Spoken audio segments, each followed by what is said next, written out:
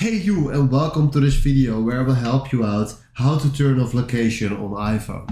And this is quite simple. So the first step that we need to do is we click here on settings, and after that we click on the search bar and we fill in location, then do search.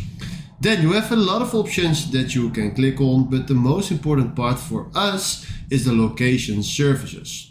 So right now we can click on share my location. Then you will find this option for the find my. So make sure that you turn this one off.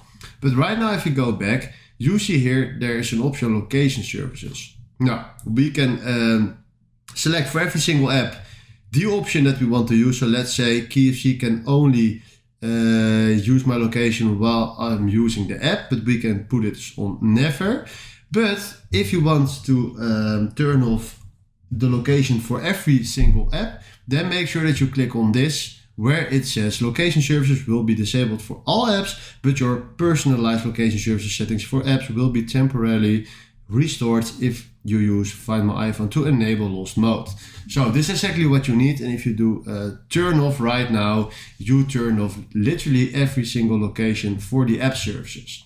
Alright, if you did that, you turn off your location, and this is exactly how this works. If you found this video helpful, please consider subscribing and give this video a like. And then for now, thanks for watching.